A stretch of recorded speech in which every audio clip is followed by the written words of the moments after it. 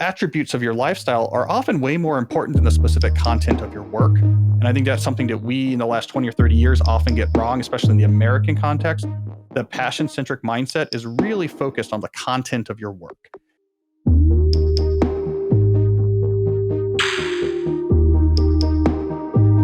All right, so here I was thinking about you the other day because, like a lot of people, the last year of my life, as disruptive and awful as it was in many ways, was also extraordinarily productive. Even though we had no childcare and I had to work from home and so many options were closed, it seemed kind of like a case study in the power of deep work in a lot of ways. Well, I think that was true in particular for people who had a lot of autonomy, right? So if you were self-employed or a freelancer or a solopreneur, so you could adjust. Okay, I have more constraints, more flexibility. Let me radically change how I work. There was a lot of really positive experiments. And I think what happened is the disruption was so intense about what happened with the pandemic is that gave you permission to try radical responses in a way that pre-pandemic, we're much more incremental. Let me adjust a little bit how I work. I think for a lot of people who had the autonomy, they said, okay, everything is blown up right now. So I have permission to blow up how I work. I'm not going to do this. I'm not going to do that. I'm just going to work on this. I'm going to go over to these other offices to work. I'm going to change my garden shed. I'm going to not have coffees or phone calls anymore. So I'm hoping there's a lot of interesting insight. I think you're right. That'll come out of that experimentation. Now, for people who had normal jobs with bosses who had been in an office and had to suddenly switch home, it just got terrible. So basically, all of the random back and forth, the hyperactive hive mind stuff, it just got more hyperactive. And a lot of people in that circumstance are completely burnt out. So I think people like you and I could feel a little lucky.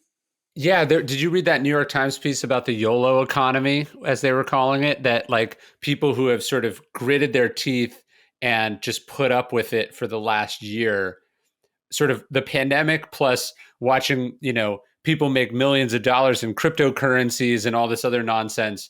They're just sort of like, screw it. Like, I'm just not going to do this anymore. And they're quitting to follow their passion, which is funny because I was reading that. And then I thought of your other book, because this is basically the conceit of So Good They Can't Ignore You, which is that when we're dissatisfied or we feel like we're not, totally locked into something we're connected with or well suited for, we can overreact and go do something wild and crazy, which also blows up in our faces.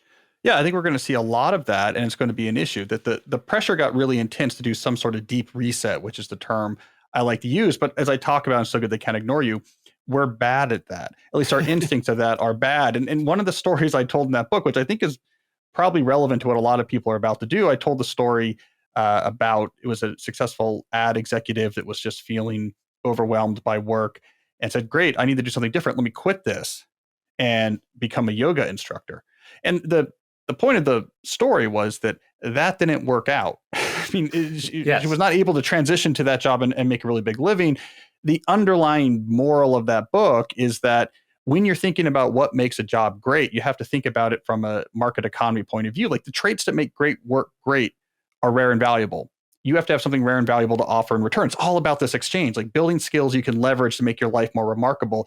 If you leave out that part where you have to have something remarkable to offer in return, you say, great, I'll just go to an online yoga instructor tutorial and then just live as a yoga instructor. You have nothing really to offer that's rare and valuable. It's unlikely that you're going to end up crafting a working life that's rare and valuable. So yeah, I think suddenly that book is way more relevant than it's been recently because everyone is thinking about these type of transitions. Well, if I was to connect them, what I would say is sort of the pandemic revealed first and foremost how broken a lot of modern work is. And then it also revealed how broken a lot of our lives are, whether we're spending time doing something that makes us happy, whether we're happy in our marriage or not, or, where we're happy. I know so many people that are moving, they just actually being forced to spend time where they live. They were like, why am I here? I have no reason to live here.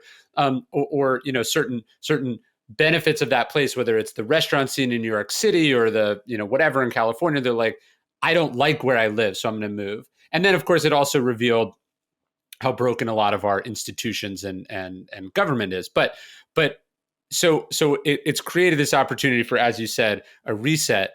And I think the way I think about those, like a transition like that, or having a wake up call like this, you don't go like, what's my fantasy? What's my dream? I think you actually want to start with a smaller building block, which is, and the pandemic was a good refresher in this for me, which is like, what do I want my life to look like day to day? Like, Yeah. what do I want my day to look like? You mentioned the idea of autonomy.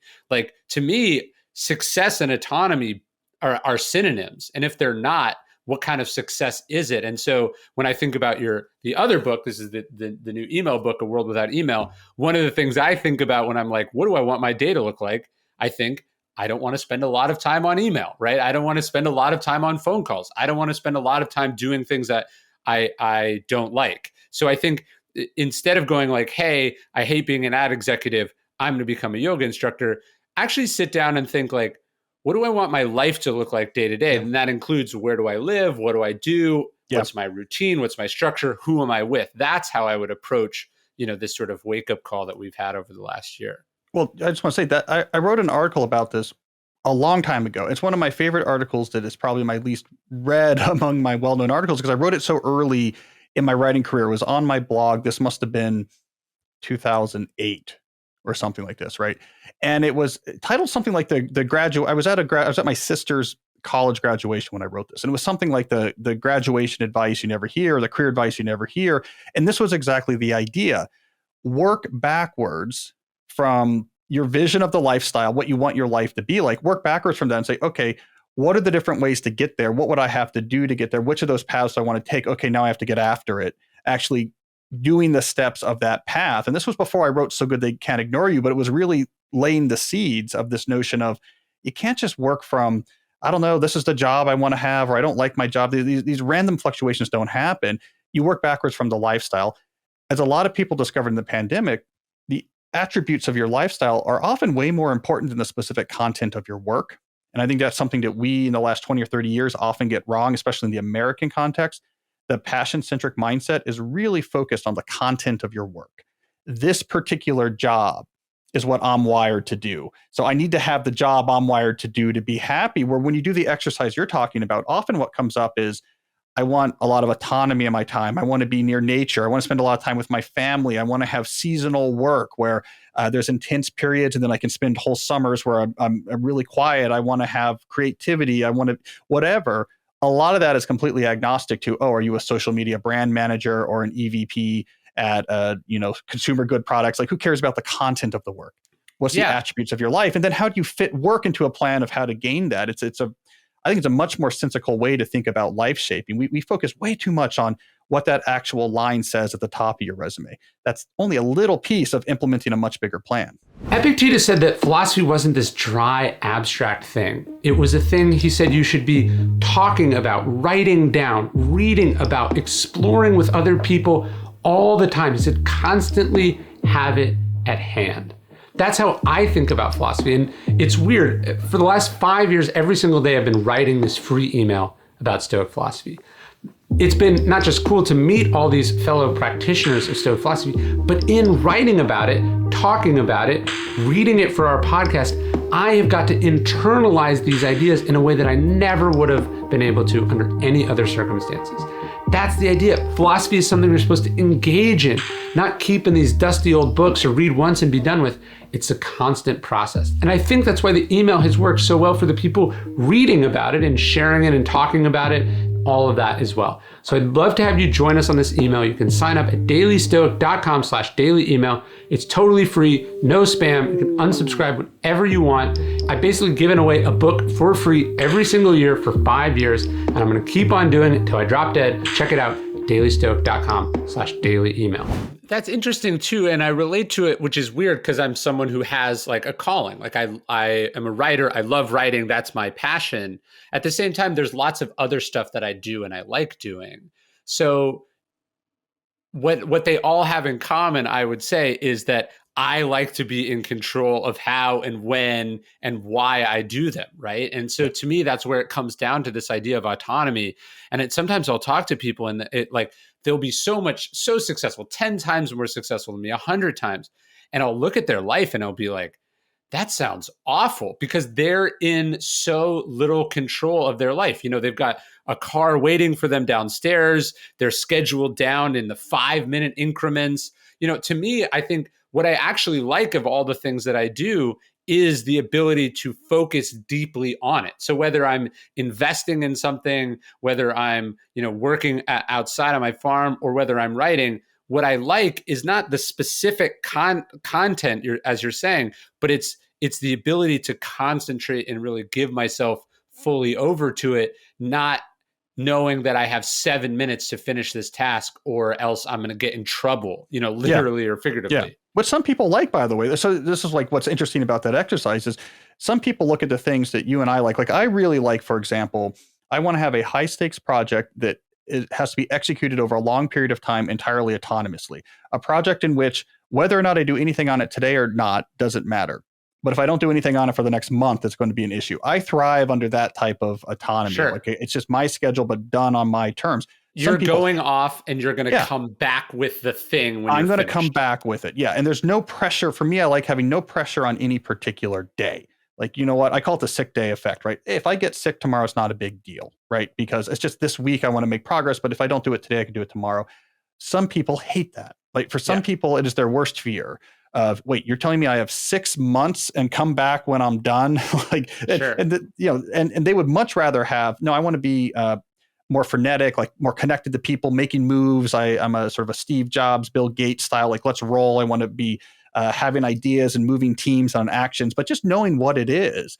And some people I don't really like working much at all. I like nature. I like I like having a lot of free time. There's so many options when you're working backwards from what you want your life to be like. There's many, many paths and so many options how to implement those. You get rid of all those options when you instead work backwards from this job. It has to be this. And now suddenly you're left with, okay, this is my only option is to try to succeed in this particular field. And then what happens when you don't? So I used to call this, now I'm remembering the term, lifestyle-centric career planning. That was my Newportian phrase for this. Well, it's funny what all those things have in common. And whether you're an introvert or an extrovert, whether you like nature or you like, being in an urban environment, whatever. I would say the one thing we all have in common is that we all hate email. Like we just all hate having lots of emails to respond to, which of course is the concept of the new book. Yeah, my sort of magnum opus on work and tech related writing, because I've been your big project. I've been working on this for a long time. 2016, right? So I started working on this before Deep Work came out, right? So Deep Work was done, but hadn't come out yet. My initial interviews in this book take place in 2016. I put it on pause at some point to write Digital Minimalism, which came out in 2019, because it was very timely what was happening with our changing relationships with our phone. And then I came back to it, right? So this is kind of my definitive word on the world of work. And it comes down to, we have developed this remarkable love-hate relationship with email, which is so universal and so high impact that we absolutely have to unpack it. Why is it that we can have a tool that we absolutely would think life would be worse without, because otherwise we're using fax machines and we're using voicemail, and that sucks. And yet we hate it. It's like the bane of our existence. Like both of these things are true. It's this like wonderful, confusing dichotomy that we have to pick apart, or we're going to end up remaining miserable. It is funny though, because I hate email in the sense that like whenever I look and there's lots of emails, I'm like, it gives me anxiety and I want it to go away. I've always been, I was probably like an inbox 0 person, basically until the pandemic. And now I'm more of like an inbox like 30. And there's just like 30 emails that are like too important to delete, but I'm just hoping will magically go away on their own, like that. So my discipline collapsed a little bit under the pressure of the last year. But I also feel like in the last week, like multiple people have like gone like, hey, Ryan, I want you to meet like so-and-so. And it's like let's say an important person. And the person's first impulse is like, hey, let's get on the phone. Right. And I'm pretty artful about it now, but I do everything I can to keep it in email. I'd rather do 30 emails back and forth with this person than get on the phone. Why is it that I hate the phone more than email? Well, this is the overhead of synchrony, right? And it's an issue, right? That if you're going to interact with someone, let's say to try to solve a problem or make a decision or get to know someone better, real time is way more effective. And if we're just looking at the efficiency with which you can come to that conclusion, back and forth in real time is more effective. It has a huge overhead, however, because you have to actually Sure. arrange for that time. You have to put aside the time for it. This was really at the core of that New Yorker piece I wrote a couple of years ago. Was email a mistake? Where I actually was talking about asynchronous versus synchronous communication systems. In my field as a computer scientist, we actually study these mathematically. So we're used to thinking about their advantages and disadvantages. Synchrony allows for highly effective communication, but is hard to set up. Asynchrony is very easy to set up, very low overhead. Just shoot off the message, whatever. Sure. But the communication becomes much more complex because you need much more back and forth to reach a decision. And these back and forths are going to trigger, it's going to trigger overhead. It's going to trigger context shifting.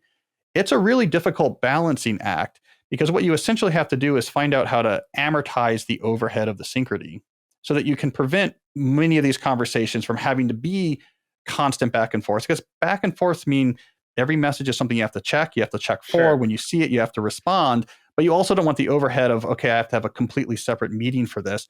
Like the middle ground I use, for example, is I'll deploy first line of defense is office hours. Office hours is like a classic way to amortize the overhead of synchrony. It gets rid of the overhead. Here are times I am available. I'm on Zoom or my door is open at the university, and you can just deflect. This is what I do for students at Georgetown. I'm happy to talk to any student at Georgetown about anything, but it has to be in my office hours. Like, great, use my office hours whenever you want to stop by, whenever you want to stop by. Works out great. Very effective communication, very little overhead because it's office hours. And then the second line of defense is the like highly restricted scheduling slots that you control with, Calendly or Schedule Once. All right, fine, grab a slot when you can, but it's these highly restricted slots just for that purpose. All of these techniques make more sense when you realize here's what I'm trying to do is I want real-time back and forth when possible. If I'm actually trying to reach a decision or get information, I want to reduce the overhead of setting that up. Now, you might also have the other problem of I don't really actually want to talk to these people. Yeah, I was going to say that's the real problem is I don't want to be rude, but I also don't. It's like what's that Drake thing? Like no new friends. As like an introvert who's also busy, I kind of have like a no new friends policy, and I feel like email is a way to not be rude and be helpful, but also not. It's like not breach the defenses. Like it's in kind of like a quarantine, like safe room. Like I'm entering the room, you're entering the room, but then I can leave. Or I think about it like you watch The Crown, where she like presses the button when she wants the person to leave the room. She's just like, the meeting is over, and she's like, so I feel like on email I can get out in and out much easier, even if I have to do it multiple times. Then okay, I got to drive here, then we meet, and then you're 20 minutes late, and then we have to do pleasantries, and then blah, blah, blah. That's true. That's true. Right. But what you could delay or something on top of that, you have a good out. So like one of my good outs is often I'll say, oh, I'm off the grid or I'm in monk mode because of, and I'll tie it to some sort of stage of the book writing process. Yes. I'm trying to finish up my manuscript. I'm in monk mode. I'm in publicity mode, so I don't really have time to, I'm overwhelmed. Or, I just finished publicity mode and now I'm taking a break. So now for you, because you're on an even faster publishing schedule than me, every moment counts. It's one of those probably. So like maybe that's what you need is the clarity. It sounds like you're doing the soft no. Like I don't want to just say I don't want to meet in a nice way. So you basically just meet poorly. Like I'll just email you back, but kind of with long delays and not send you very good emails and hope eventually that you're like, all right, fine. I have started to be a bit more honest too, where someone will be like, so someone like connects us and they're like, so-and-so's working on a book and they wanted to ask you some questions, and they go, hey, it's great to meet you. I'd like to ask you some questions. Like, when can you get on the phone? And I just reply, oh, like, what are your questions? Like, just give me the questions. I'll answer them. And then they're like, well, I have a bunch of questions. Let's get on the phone. Like after like 3 or 4 sort of not reading the rooms, I usually just go like, literally, there's nothing I hate more than getting on the phone. There's nothing I want to do less than that, but I'm happy to answer your question over email. And then usually it gets to the point and the question is always like, will you blur my book? It's like some 3-second question that could have been answered over email to begin with. And I think other people, either they're very sort of extroverted or gregarious, so their impulse is to talk, or they think it's rude to just get to the fucking point. So they're not getting to the point and just making the ask. but also it's really cool to talk to Ryan Holiday. So you have that factor going against you as well. Like in their mind, they're like, it's not just like, oh, Sure. this would be more convenient. It'd be like, one of that, it's a cool story to have. Like I get some of that too. Or I think people are just like, I think it would be cool just to talk, just like to talk to Cal. Do you get that email from like younger people who are like looking for a mentor or whatever? They'll go like, "Hey, I'm a huge fan. Blah blah blah blah blah. Can I ask you a question?" And I'm like, I sometimes if I'm in the mood, I'll just be like, "You just did. I'll talk to you some other time." Like you Yeah. just wasted your question asking if you could have a question. If you had just said, if you'd shot me a 7-word question, I could have gotten you a response back very quickly. But Yeah. instead, you decided to ask if you could ask, and Well, here we are. but see, you still have a general purpose, publicly accessible email address, right? So I used to do a ton Correct. of questions because of the student focus back in my early writing days. Sure. I would answer questions from students because I was writing books for students, and I actually really enjoyed doing it. I felt like it was a service, and then it got out of control, and doing it half-assed was worse than just being clear.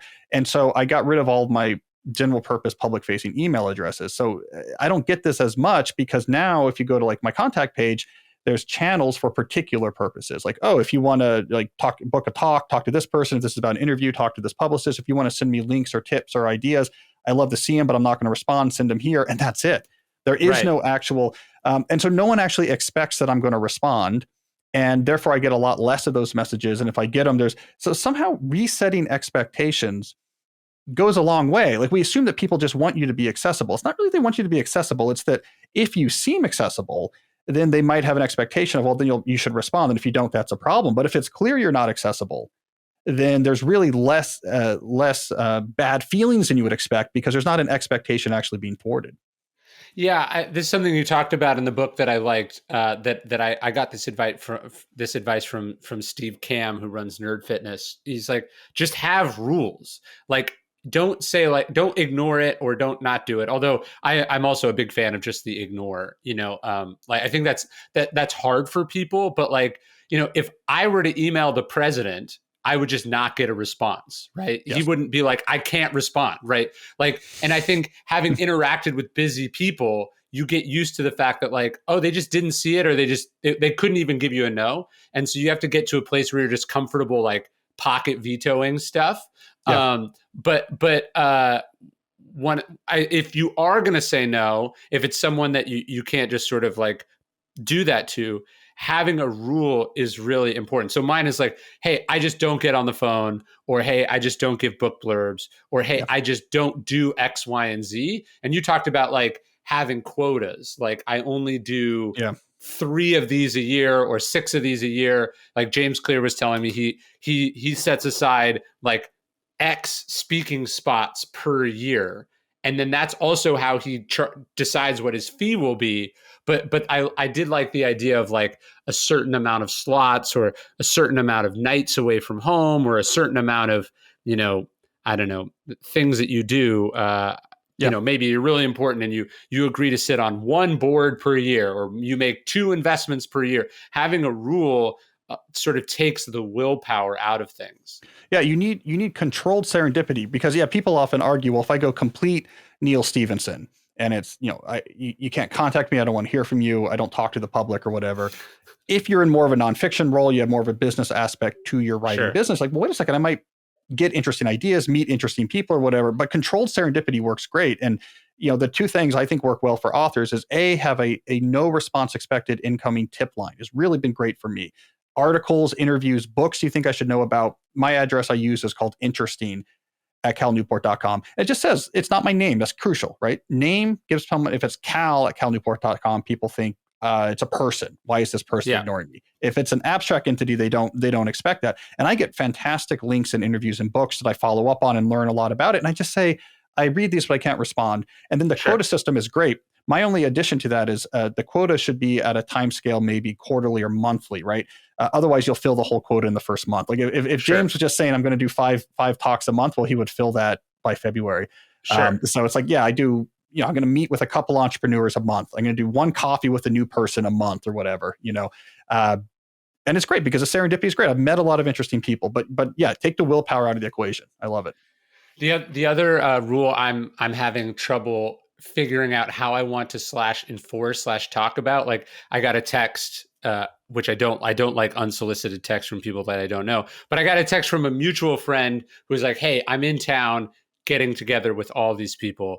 And it's like, I happen to know that like, let's say 3 to 4 of the people on the 10-person list are all not vaccinated for, deliberate reasons. So it's like, first off, I was probably not going to go to this random get together, originally, but now I'm definitely not going, right? I might as well just get COVID, at home, than Yeah. than to go into this, this Cesspool. infectious disease room. But I think the pandemic has also helped give me some clarity on like, who do I want to spend time with or not? Like, so I think some certain crises or situations, one of the upsides, downsides is that it reveals character. And I think it helped me get some insight as to like, what people do I want to have in my life? What people do I not want to have in my life? Who am I on the same wavelength with? And who am I very far apart from the wavelength on? And that's given me some clarity too.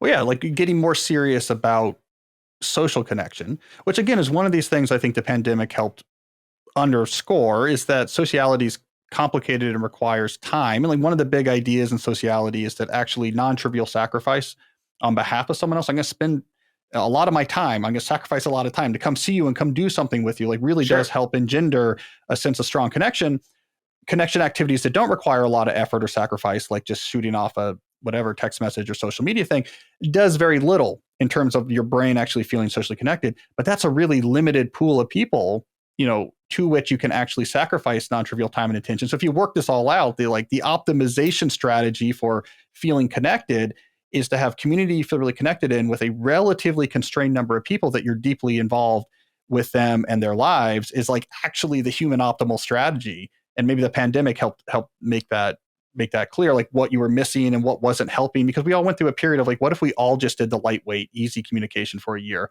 Oh yeah, that doesn't cut it. I think that it made that really clear. But yeah, that's another thing, just resetting.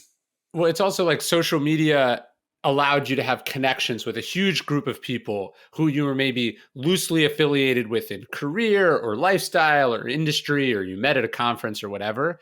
And then the events of the last year, politically, socially, public health wise, really helped you see who these people were and whether there actually was a shared worldview or priorities or principles. So I think the other thing that it's done is it's helped sort of generate kind of a friend purge or an acquaintance purge, where it's like, look, I don't like hate this person, but like, I'm not like, it started because like, hey, you got to keep this buffer to keep your kids and your family safe. But then it's also like, life is too short to humor, a person who's, let's say, full of some darkness that maybe you didn't know, or, maybe operates under a certain set of priorities that you find to be repugnant. Yeah. You got a lot of clear indications. I mean, basically also what social media gave us during the pandemic, its basic pitch was like, do you worry that you don't spend enough time just yelling at people and being completely angry? We can help you, right? If you miss during the pandemic what it feels like to, be on a Civil War battlefield and bayonet charging the enemy, if you've missed that in your life, we can digitally recreate it. Which by the way leads me, here's my unrelated to email, but this is my big idea I'm gestating right now, is that we're social media, it's dead. We just don't know it yet. I mean, there's a lot of momentum going here, but there is a downslide happening in sort of digital culture that is now I would inevitable. agree with that.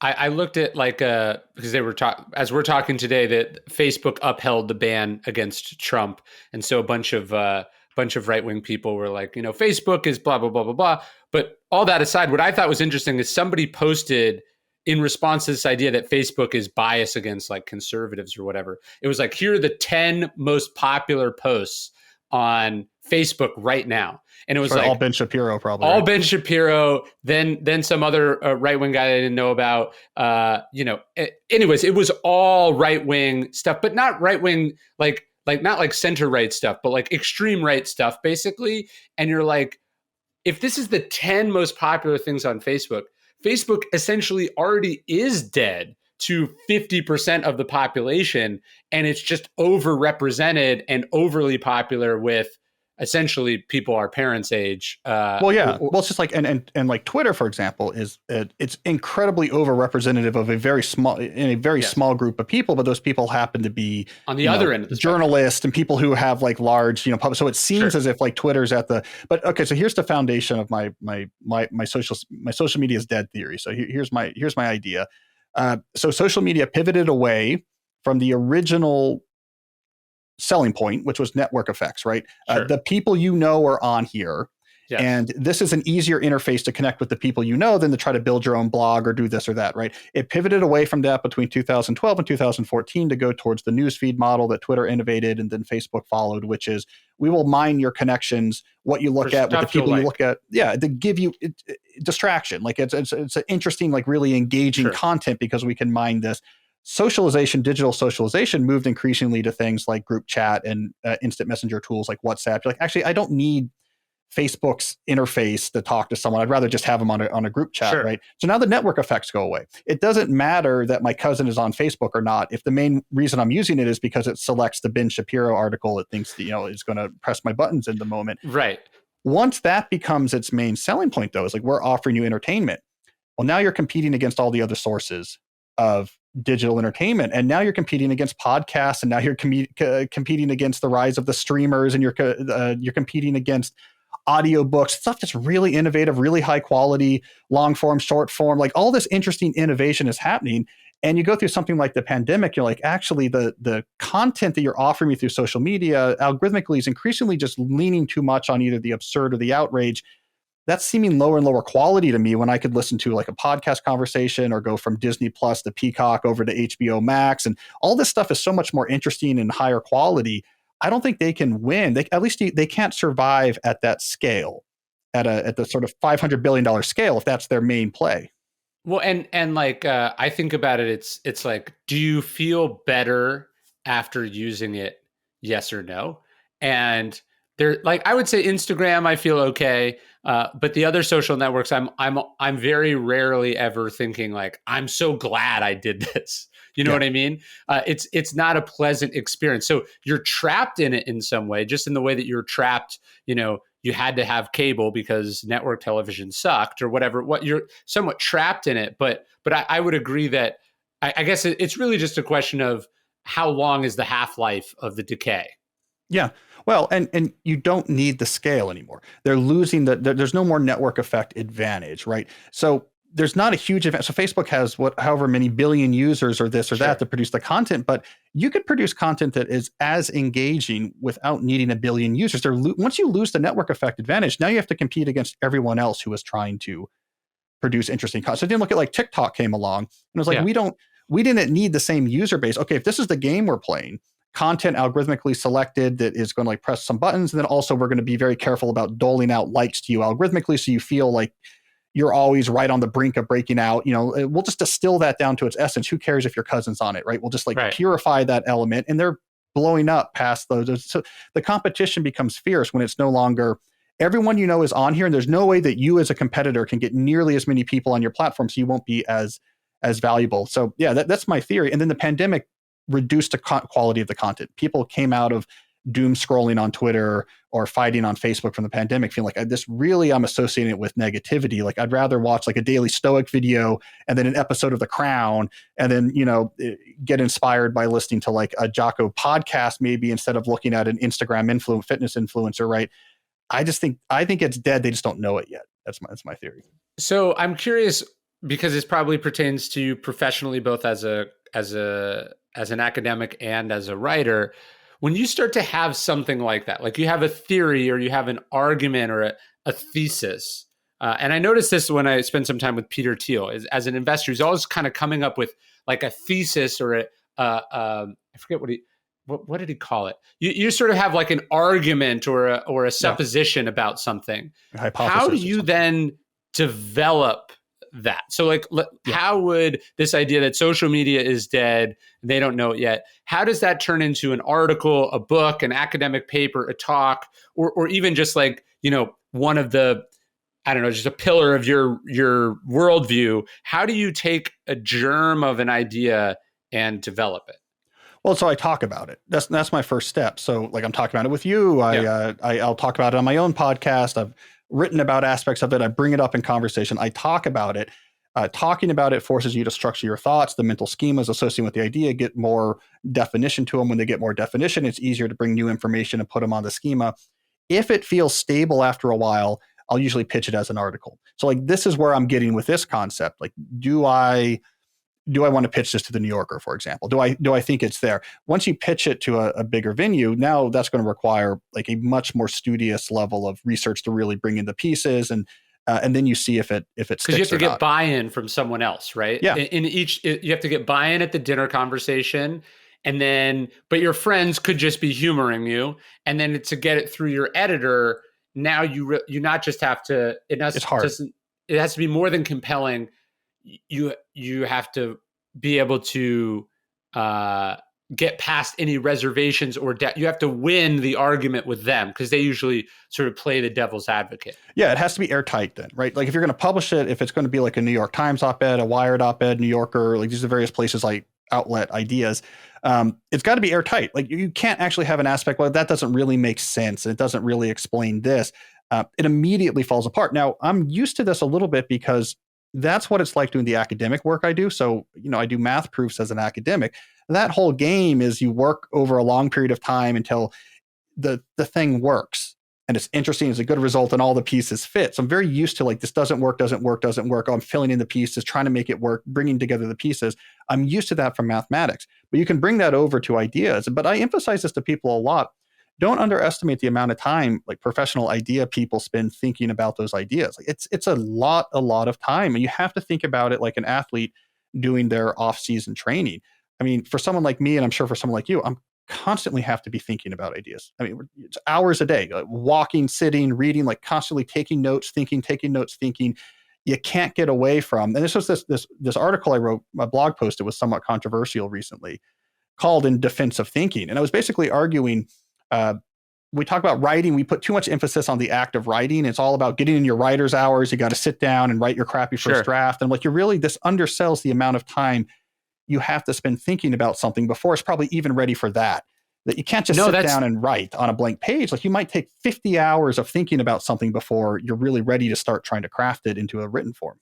That's totally right. I never start on a book until I've cracked it. Like I have to know what it is. I have to understand the idea. Like right now, I know what my next book will be about, sort of vaguely. Like I already sold it. I know the general. This is probably the vaguest I've ever been on a book that I've sold.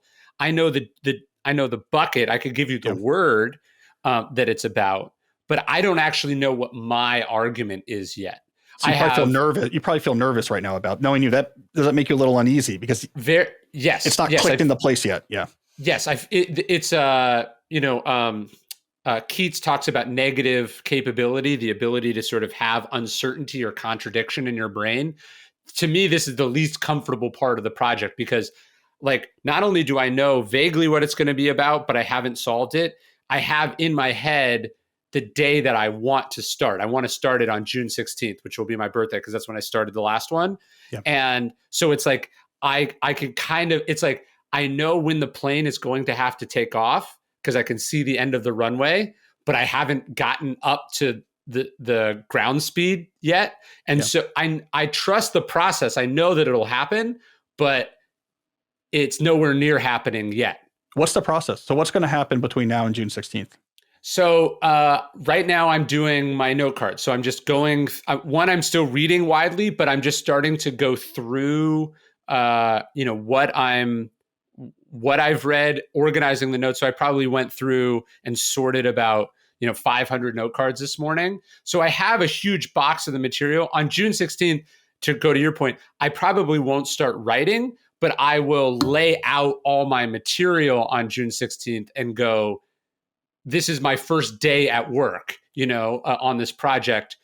Where am I starting to see patterns? So I'll start in earnest, really trying to crack it. But I talk to so many authors who have just, they haven't figured out where they're going and how they're going to get there. and then they think sitting down and writing is where to get there, is how you get there, and it never happens. There's this great quote from Marcus Aurelius that I think to me is, he says, if somebody asks you what you're thinking about, you should be able to answer. Yeah. You should be able to describe. So I think there's obviously a period where it's kind of just vague and ill-defined in your head. But as you're working towards the start date of a project, going out for investments or pitching or whatever, the sort of ship date is on your thing, you have to be able to go like, this is what it is in clear, defined language, and here's the eloquent solution or the elegant solution that you've come up for it. It can't be like loosey goosey. Like, you got to know. Yeah, and that takes time, and it feels distinctive. I mean, so this is what I got yelled at a little bit about. So I write that piece, and a lot of people were like, no, that is the best way to write. That's the best way to work out your thoughts, is you got to write it down. It's all about, because the premise of this piece is, I used to go to these dissertation boot camps earlier in my academic career where I'd give advice to grad students who were working on their dissertations. And I kept noticing that all the advice was about, get in your writing hours. You got to write Sure. every day. And I'm thinking, these are academic dissertations. The writing, that's in some sense the craft at the end. You have to do it's the easiest part. The writing is the easiest part. Knowing, but a lot what of people you were have defending to say. this. Yeah, and I didn't say this in the article, and I'll say it now. This is maybe a little bit glib, but I'm like, it's almost like you have training wheels. You're a big training wheel proponent on your bike, and you're like, yeah, you got to have training wheels. That's how you bike without falling down. And at some point, you have to say like, yeah, but if you want to be a professional bicyclist, you got to learn how to do it without the training wheels. It's like really slowing you down. And so it's an interesting point. I think we don't think enough about thinking, was what I ultimately came along with. Is like someone who's a professional thinker, all of this stuff comes into play. I really think about how and when I think, and this is a big part of my life. But for a lot of people that you're sort of doing some tangential thinking, we have no structure around it. It's just like, I guess I need to write. I need to do 1,000 words a day. Nothing makes me more distressed than when I hear about a first-time author talking about, yeah, man, that last 2 months before the deadline was terrible because I had to write 8 hours a day to get this book done. I'm like, you didn't do any thinking. You planned poorly. Yeah, you planned and organized poorly. Yeah, this should have taken you. It takes me usually on average about a year to get a book idea ready just to sell. No, you can write. I wrote The Obstacle is the Way in less than 6 months. I wrote this the book that is at the publisher now in wrote it in less than 6 months. But there was 6 months of thinking beforehand, and then however many years of sort of marinating before, and then there was 6 months of refining and polishing and fixing, which goes on now. But the actual sort of core, getting the idea down on paper, that's in some ways the easiest part if you've done the other hard part beforehand, and people don't do that. Or it's a separate hard. There's a writing craft hard. Okay, but it's like a craft. It's like I know how to whittle wood. Okay, yes. I know how to shape sentences. I know about rhythm and repetition, and they're great. But that's like a completely orthogonal skill. There's a lot of great writers, right, who have never had an original idea in their life, right? And there's a lot of people with really original ideas who can't write it. Yeah, my wife would say, like, the time when I'm most testy and miserable is when I'm like halfway done with a book proposal. I feel I'm getting, like, the pieces are there and they're not clicking. And to me, it creates cognitively a real feeling of distress. I have these pieces, but I can't quite fit them. It really makes me feel physiologically not good. No, I know the exact feeling. I've described it. It doesn't happen as much anymore. But do you remember, like, you would have your laptop and you'd shut your laptop, and instead of going to sleep, you'd come back like 3 or 4 hours later and it would be like so hot. Like it hadn't turned itself off because something was operating in the background. It just didn't quite like click into like restorative mode. That's what, to me, sort of the gestation period of an idea is. Like, you're not thinking about it, but you really are thinking about it because something isn't connecting, and your mind is just churning in the background all the time. And so, to me, you have to, obviously you can't be a perfectionist. You have to be comfortable with some certainty, some stuff you're going to figure out as you go. But like, I always say, like, don't start until you've figured it out. Like, you have to have cracked what it is that you're doing. Otherwise, you're going to end up doing a lot of work and spending a lot of time that's ultimately going to turn out to have been for the wrong thing or in the wrong direction. Yeah. Yeah. You're gonna go in a random direction. Yeah. Cracking is the key. And then your taste just gets better.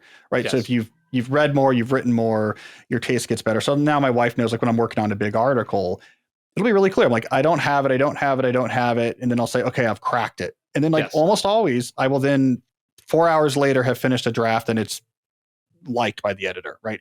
Over time, you develop this sense of, like, it's not there, it's not there. And it's like super crystal clear. It's like, nope, nope, nope, nope. Yep. All right, we're good. And you move on. And I guess that's just built through. But anyways, this is a diversion, obviously, from email, but I think it is interesting because there's a general point here that I'm fascinated by, which is just the intellectual life in general is one that is completely underdeveloped in terms of our understanding of it in our culture, and it shouldn't be. So all of these type of things, thinking, gestation, cracking ideas, finding internal schematic fits of mental concepts, like all of these things, we don't have any good vocabulary for it. And we're reduced down to, like, I don't know, write a crappy first draft, ship, put in your writing hours. I don't know. We don't have much. We just don't have the vocabulary. And, so we're leaving along the table. It's interesting because we both like sports and we both done a little bit of work in sports. Like, you go into these locker rooms or these front offices, and it's like, they know how to shape and optimize and get the most out of athletes. Are there people that fall through the cracks? Sure. But, like, they can take an overweight, aging star. They can take a raw college recruit. They could take a small forward from college basketball and turn him into an NFL tight end. You put him in the system. They know what gets the most out of performance. And intellectual life, because I think two things: it's primarily a solitary pursuit, but secondarily, it's the money's not there. Like, it's not as big of a business or an industry. There's not as much riding on it, and there's not a lot of there's not enough competition where you can judge results. But, like, it's always been interesting to me at how poorly sort of writer or artist athletes, manage to get the most out of their talents. But I also think it's interesting that, like, say, publishers or movie studios or art galleries or whatever, the institutions that benefit from that product, how poor they are at shaping and optimizing talent. Like, every sports team has a psychologist, a high performance psychologist that helps get the most out of their athletes. And you talk to a publisher, they've got all these athletes, and they're just like, I don't know, come back with a book. We hope you can do it. It's interesting. The idea that, like, talent is not enough. It has to be shaped and optimized. Distractions have to be eliminated. Performance has to be enabled to get the best on-field product. That was helpful for me to understand. This shit doesn't just happen. Yeah, but it is really interesting that we don't do more of that in intellectual fields. And that's actually one of the ideas in the new book, which is an idea that I think was new. It's like a scoop, right? I don't think it was an idea that was out there before. Is I looked at knowledge work in particular. So office work is mainly brain-based. And the big point I argued is, like, there was this moment when knowledge work became a thing, when office style work, not just in support of a factory, but companies that primarily the value they produced was knowledge-based, that began growing, especially in the American context, in the 1950s, and then became a dominant aspect of our economy since then. The guy who coined the term, Peter Drucker, who coined the term in the 1950s, knowledge work, and really helped everyone understand what it was and how it differed, he had this agenda of autonomy that really permeates all of his work, and now completely permeates the way we think about intellectual work, which is, it is up to the worker to figure out how to do their things, how to get their work done. And it came from a really good place, right? He had been wrote a real famous book, a management theory book about GM before he came to knowledge work. And actually, he actually invented management theory. It's not to say he wrote a management theory book. This book actually invented the idea that you can study management. So he was really clued in on what the industrial world was about. And it's all about assembly line processes, right? And he was making this really big point, which was very relevant in the 1950s. Hey, this new type of work, like the guys on Madison Avenue writing the ad copy, the Don Draper guys, you can't break that down into assembly line steps, right? You can't do what you would do in the factory, which was have a small number of managers figure out the optimal process and then assign those pieces to basically unskilled workers to execute it. Something that Harry Braverman called de-skilling. Oh, it's not going to work for Don Draper. It's creative. It's ambiguous. You got to just leave people alone to figure out how to execute it. And that was a big idea at the time, because managers at that point were used to thinking, what's the optimal 7 steps? And then we should just plug people in. We took that too far, though, right? And we autonomy became gospel in a lot of cognitive work, that all aspects of the work is up to the individual. That's why if you go into a modern office, they say, yeah, it's management by objectives, which is what Peter Drucker's called this. We will make it clear what you're supposed to do. Here's your wildly audacious goal. Here's your OKR. Go do it.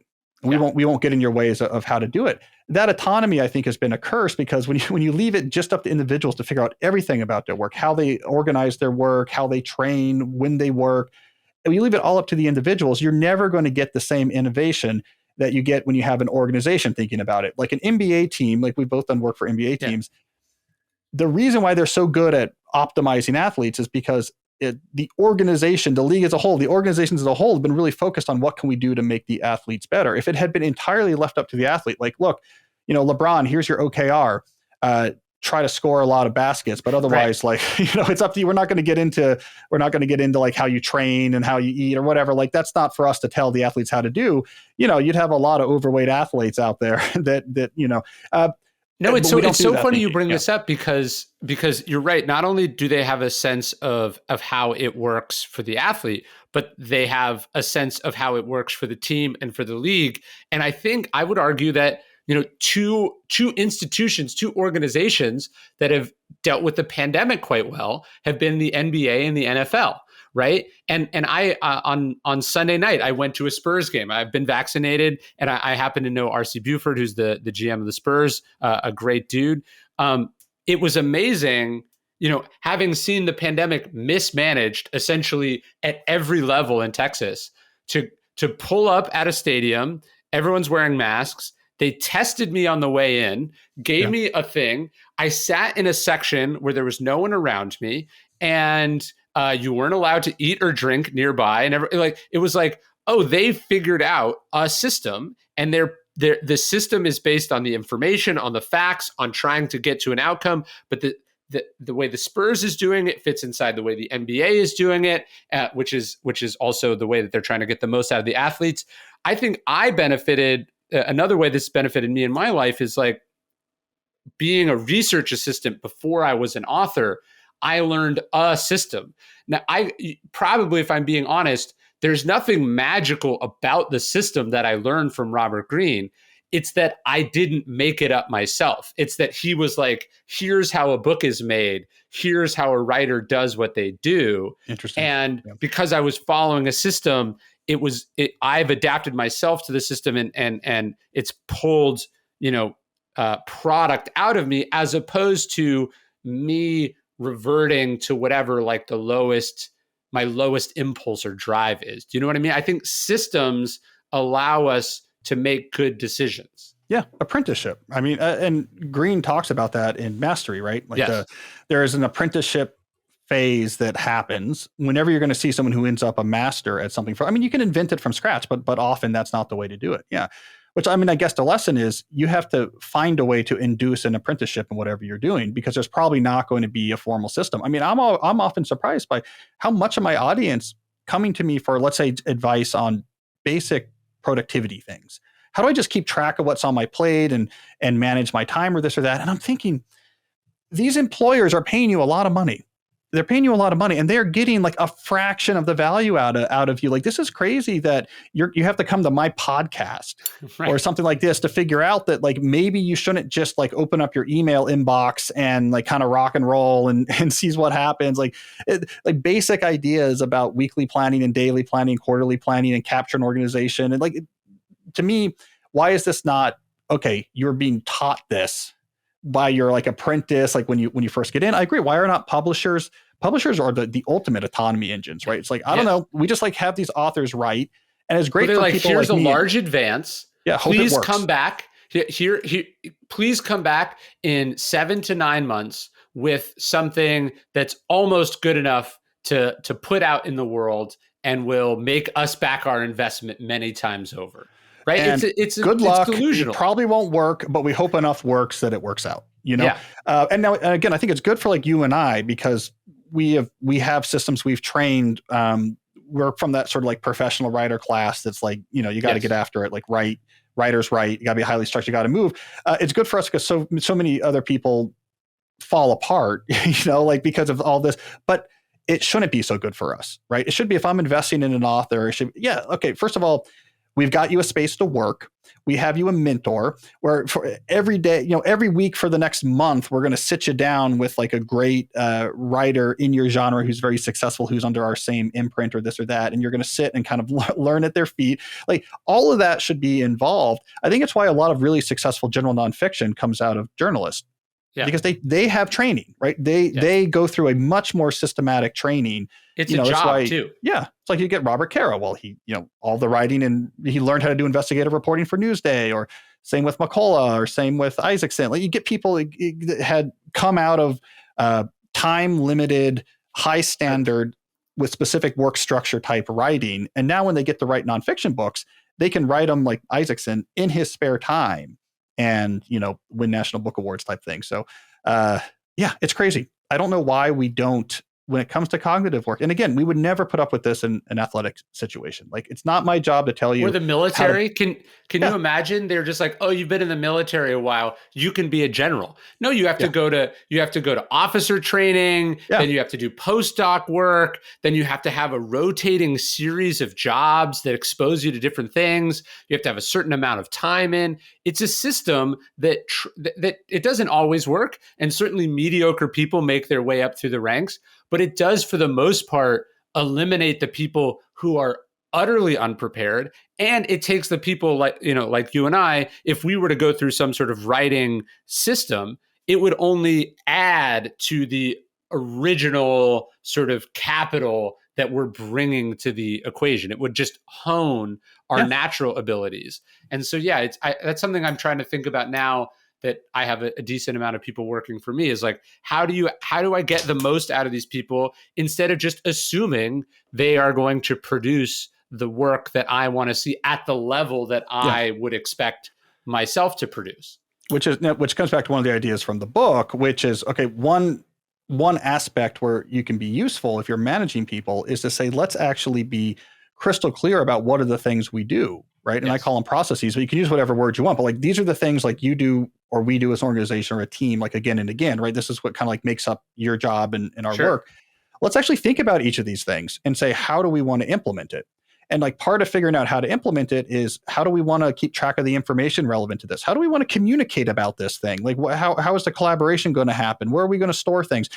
Answering those questions it's like a small example, but answering those questions about the processes you come back to again and again can exponentially make the work more effective. Because when you don't answer those questions, you fall back on defaults. Defaults are often lowest common denominator. And in the world of work, for example, the default is often we'll just rock and roll on Slack, or we'll rock and roll on email and kind of figure things out on the fly, which is a cognitive disaster. It's a terrible way to try to organize brains to actually produce value in a systematic manner, right? And so like that's one step, is let's actually write down all the things we're doing. It's like the case studies in the book. How do we want to do these things? How do we communicate? How do we collaborate? It's like a step in the right direction of like, let's be clear about how we're actually going to work in a way that's going to be best for you. It's not going to burn you out. You're going to produce better work. You're going to be more proud. It's going to be less ambiguous. I think at least that is a first step you can do if you're running something. Well, the other thing I think about that I've started to ask more often is like, and this came from having some people who burned out or didn't succeed, or sort of problems that festered too long, is like, I want to check in on a regular basis and go like, what is not working? Like, what is taking up an inordinate amount of your time? Because invariably it's something that is actually not important to me either. Right. Yeah. So it's like, hey, I'm spending all of my time doing, having to respond to this person over here. And it's like, don't ever talk to that person again. Like, they're not important at all. Right. Like you can just, I can cut that Gordian knot right here. Or, hey, formatting things this way takes, we're just looking at something on Daily Stoic where we have like a membership program called Daily Stoic Life. And we were looking at the back end, like 80% of the customer service requests have to do with people paying via PayPal, right? Yeah. And because if it comes via PayPal, then everything has to be done manually. Well, so this was not brought to my attention until recently. But then my first question was, well, what percentage of the orders is PayPal responsible for? And Yeah. it's, like 5% or something. So it's like, oh, if you tell me I could get rid of 80% of our problems for a trading 5% of revenue, I mean, I'm going to take that any day, right? And Yep. so I think one of the things that good managers do is not just like, hey, I'm going to set up the system, but I'm also going to be fine tuning the system. And my Yep. job as the manager is to reduce friction for the knowledge workers as much as possible. This is why do you think that NBA teams travel in a private jet? It's not because it was because they used to travel commercially and it was causing the following problems. And they did the math and said, hey, for a 20% increase in our travel budget, we can address the following problems. And it's also a perk, so on and so forth. But how do we eliminate friction so we get more out of the things we're already paying for? Yeah. Which sometimes is elimination. Like, okay, we don't take PayPal anymore, right? Yes. Or this client is just terrible. We Yes. just don't. That's the Tim Ferriss thing, right? His Yes. famous story. Like, I'm firing this client. Like, this person is terrible. Yeah. Or it's you put in a system that has more cost, whatever that means. It might not be monetary. Like another example of this is client communication within companies. Like one example I like was the particular story was the clients were just all the time hectoring this particular company, and they were using Slack, and the clients wanted them to be on their private Slack channels. Their solution, which they deployed in desperation, by the way, it was like, we might go out of business. Like, we don't know it's going to work, but we can't do what we're doing anymore. Was no, here's how it works. We have a weekly call. Yeah. And on that weekly call, we'll give you updates, you ask any questions, and we will commit to writing that everything we said and everything we said we were going to do, we'll write it down and send it to you, right? Yeah. So we will get in front of what the real issue here was, which was accountability. Like the client, like, are you going to do this? Did you do this? I don't want to have to think about this. So I have to wait for you to respond so I know you know about it. It got rid of that issue. Like, okay, we have this document, you guys are held to it. And all of this constant back and forth Slack hectoring, now it's an hour once a week. And like everything gets discussed, it gets written down, that gets sent to it. The whole team's on the call, they make their, whatever. And like they're done communicating with that client. So yeah, it's another example because they've lost 2 engineers at this company due to burnout, entirely induced by the Slack barrage from clients. What about this? What's going on here? What's going on here? What's going on here? And so, yeah, it's more of a cost. It's annoying for the client, a little bit more overhead. They had to actually have the client sign a contract that said, this is how we will communicate, right? And so that there was a psychological cost. They were worried about what was going to happen, but the benefits were so massive. And like now their engineers could just work. It cuts both directions too, right? As a manager, you have to manage down, figure out how to eliminate friction, blah, blah, blah. It would be nice if your manager or the people that you work for, your clients, were doing the same, but it's not how it works. You also have to manage up and you have to say, hey, when you just call me out of the blue 16 times a day, it knocks me off my rhythm all the time. Or, you have to say, hey, I don't answer emails on the weekend. Or, hey, set up a system where unfortunately, you have to manage yourself, as you have to manage the person managing you to make sure they don't burn you out, barrage you, eat up your deep work time, whatever. You have to figure that out also. Yeah. And sometimes you have to earn it. So there's that notion of you can trade accountability, for accessibility. And Adam Grant uses the term idiosyncrasy credits for this, but I think of it more as like performance credits. Like basically, hey, if you can deliver, you can gain a lot of autonomy. Yeah. You're like, okay, I'm not that responsive. I have office hours. I don't answer emails all the time, but like I ship stuff that's really great. You get away with it. If the reason why they're hectoring you all the time is because you keep dropping the ball, it's the number one thing I tell the new young people I talk to who are like, I have my first job and I want advice. I was like, you can't ever drop the ball on something. It's just, you have to say, this is not an option. If something comes onto my radar, it can never be an option that I'm just going to let that one go. Because I everything will fall apart if that's who you are. You're going to be constantly bothered by the people above you because they don't trust you to get things done. You will never build a foundation on which you can take a next step up. So you should put all of your energy reading David Allen, like reading me, like figuring out everything you can to make sure you have very good full capture and organization systems that you're diligently reviewing. Nothing gets forgotten. Even if you can't do it all, you're the one who says, I know about this. I know I committed to this. I can't get it done by Wednesday. I'm sorry. Here's why. Here's my new deadline. But everyone around you trusts that you will never forget something that they put on your plate. It's like the number one thing you can do in your first, 2 years of employment. It's going to earn you the ability now going forward to start crafting your job more and more towards what you like. So that's like my number one advice.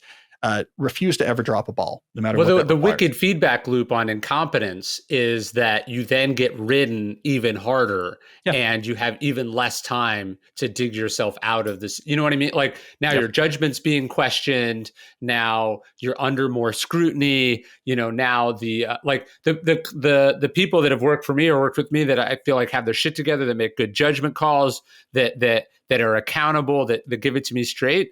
I'm like, I don't care if we ever talk, just deliver the Yeah. results, right? Yeah. And it's the one who has shattered the suspension of, like, especially with work from home stuff, where it's like there's a certain suspension of disbelief entailed. Like, I'm going to assume you're working all the time, but really all I care about is the results. Yeah. I don't want to see how the sausage gets made, but I'm going to eat it, right? But if you break that faith, if you get caught not working, or you make a lot of mistakes, or you show if you get a call and they go, "Hey, what's going on with this?" And you're not only can you not say, "Here's what's going on," you could be like, "Wait, what was that again?" Now you're in a spiral that it's very hard to pull out from, because you don't have the slack you need to right the ship. I mean, I tell people, here's a hack. Like, one of the things you should do early on in a new job is say, great, I will get this to you on Wednesday. And then whether or not you have time to get that done by Wednesday or not, write them on Tuesday, afternoon, and say, like, Ryan, I'm sorry, I said I was going to get this to you Wednesday. The schedule got a little tight, so it's going to be Friday morning. I apologize. And then deliver on Friday morning, even if you could have delivered it on Wednesday, right? Because it shows that you are on top of your stuff. Yes. Right. Like, it's more important that people realize, like, Cal is on top of his stuff. He knows what's on his plate. He sees the whole picture. He's not going to forget things. He's organized. Oh, I don't care if, sometimes that gets overloaded and he has to shift, when he delivers. That's not the problem. It's the fact that he's organized. And there's no clearer way to show that you have your act together than to say, commit to something and then come back and say, like, I know I committed to this, but I'm going to have to shift it by 2 days or like by 48 hours, and then hitting that new mark. Because no one would ever say that unless they were actually incredibly organized about what's due when. Am I going to be able to actually make it? Again, it's a simple thing, but there's so many people don't do this. Yeah. There's self-awareness there. There's self-ownership. There's responsibility. There's straightforwardness. And to me, the opposite of that, what's like the death sentence, is when, they're like, "Hey, I'm going to get this to you by Friday." And then you're like, "Okay, cool. I'll see you Friday," or whatever. And then like Thursday night, you hear, "What was the password again?" And then you're like, you haven't touched it. And now there's problems. Now you need help, but you have just shown me, or whoever you're working for, that you're not only not on top of it, you don't feel obligated to be on top of it. And the worst is if you then try to add an excuse there too, if you then try to diminish the importance of the thing, so it's not such a big deal that you're going to get it done. Yeah. Now you're into on my podcast, I use this phrase, facing the productivity dragon. Like, it's better to just, you can see, here's what's on my plate. And if it's terrible, it's terrible. And you see the exact extent of the terribleness. This is, look at all these things I'm committed to when they're done. I can't make these pieces work. I'm way overcommitted, but you see the whole thing. You see the whole dragon. Like, don't avoid the dragon. You're going to be much better off, because now you can make a plan. Like, okay, I'm going to have to get rid of this. I'm going to have to delay this. I'm going to have to tell them I can't do this. I can get this done really well. But a lot of times I think when we get overloaded, we flee it and say, I just going to just respond to emails. I can't, I'm just, but you got to face the productivity dragon at some point and then say, okay, this is what it looks like. Let me figure out where I'm going to stab the lance. Like, it's a terrible battle I have to do, but at least I want to come into it with my eyes open, like, see what I'm actually fighting. So yeah, I don't know quite how we got here, but I think it's critical though. Yeah. I think it's a great place to wrap up because I think it's the thing that people struggle with. They think it's about getting your dream job, finding your passion or whatever. And all that's important. But if you can't deliver, like if you get drafted, you're playing professional sports, and then you can't figure out how to deal with the pressure, how to be in charge of your training, how to communicate, how to learn the playbook, like, you're not going to make it, because the stakes are too high. The competition is too stiff. Yeah. You have to go, all right, I am way in it, and I'm going to figure out a way to survive. What you can't fall prey to, and this is what most people do, is magical thinking or entitlement, because both those things will kill you. And just and we're wrapping up. It's like a quick example of that from our lives is like, think about writing. I mean, I don't know about you, but for me, it was like a big goal I had early on in my career is I want to write like best-selling Yeah. hardcover idea books, right? But you can't just jump into that. Like it's Sure. probably not going to work out that way, right? So you got to get your You got foot to in the earn it. door where you can, build your skills, earn it, move it up. So for me, where could I get my foot in the door? Student books, because I was a student at the time, built my craft on the student books, built up from there to being able to, make that jump. You did something similar, like your first book, because it was based on your life memoir. Okay, that was a book you could get in the door with, because you're like, Sure. okay, it makes sense for you to write that because it's about you and you had an interesting life. And then I know you did like the growth hacking as like an ebook, skill building, right? Like, okay, Yes. now and you trained under all this under Green and Ferris and other people, and you really saw how it worked. And then you built your skills, earned more and more, and then it was time to like, okay, jump into obstacle. It just like when I made the jump towards like So Good and Deep Work. So I think there's like a nice thing to pull out of there is, it's not about what's my dream job, how do I get it? It's like, how do I get started? And really systematically and with systems, building skills, being responsible, being good, figuring out how to get better, ratcheting it up until you get to a level where now you can actually reach whatever that window is you're trying to get through. And then you make the aggressive jump. Well, Mark Maron talks about this. I think it goes to your point about performance credits to tie this back. He's like, once you've made people money, once you've made other people money, then you have that autonomy, right? And a lot of people just think, well, I have this great idea. I'm brilliant. I'm special. This is important to the world. And it's like, no. You gotta fill somebody's bank account first before they're going to give you. So some people go like, they get upset that I wrote these other books first or whatever. That it's like the other books would not exist if I hadn't laid the groundwork here. Not only would they not exist because I wouldn't be a good enough writer, but like nobody was giving out Stoicism book deals in 2012. It just wasn't happening. And so you've got to make someone else money. You've got to prove yourself first. And if you want to say, hey, I'm Cal Newport, I have a flip phone and I don't answer email and I don't have social media, that's an autonomy that comes from having earned the ability to write your own ticket. Yeah. You sold the books, made the money, built the skills. Yeah. And there you go. So you have the humility to like build the skills, but then the other side of it is once you have an opportunity, you also have to be aggressive about it. And I think that's the other hard, I call it the autonomy traps in that old 2012 book. It's the dichotomy is like, if you jump too soon, you're never going to make it to the window. But as you build the skills, if you don't make the jump once you get high enough, you're never going to get through it either. And I don't know why jumping through a window is my metaphor here. Like it doesn't, it just doesn't, but as doesn't someone who's analogize. Jumped out of the window, as someone who's jumped out of the window to left the corporate world, there's an optimal point probably before you have kids, before you're married, before you're too old, before your tastes are too expensive, where you want to be able to say like, hey, I want to work from home, or hey, I'll continue programming for you, Google, but I'm going to be doing it on a sailboat around the world. You have to be able. That's a risk, and you have to be at a place in your life where you're willing to hear, no, you're fired, or that's not going to work. Like you have to be. It's a risk, right? And you have to be very confident. Yeah. And at the same time, you have to have the humility of like, I'm not there yet. And it's this is not very satisfying, but it's incredibly hard. And like, that's why I criticized back in that book, this courage culture that was really big back then, where it's all about like, do you have the courage to follow your dreams or not? I was like, that's too simplistic. It's not just about what mattered was I had the courage to go do something. It was like, I had the diligence to build the skill to make that possible. Plus, once I got to that point, having the courage to say, I'm close enough, let's make the jump. And both of those things are hard. And so easy to just, this is I call it the lawyer trap, right? Like lawyers, they get better and better and better, but there's, they have no way of leveraging that skill to make their life radically better. And so their life just gets harder and harder and harder. And you're like, okay, now I'm a partner leverage and I work. Is the operative word there. You have to have courage and leverage. Yeah. So build leverage and then have the courage to use it, but you also have the insight to know when you can use it. And it's not always obvious. I guess that's why I wrote a whole book on it. But that's the way we should be talking about this problem, because if we just focus on the courage, then people are going to randomly be doing it. And if we just focus on like, put your head down and grind skill building, you're going to end up well paid, but overworked and miserable at some point because you never took control over your career. That sweet spot's the whole game, I guess, and it's hard, but I guess it should be hard because otherwise, it would be way more common, I guess. So if you're willing to study that balance, you have a much better shot at making something cool happen. I love it. I love the new book. Well, I think you have the most appearances on the podcast, so we'll have to keep the streak going soon enough.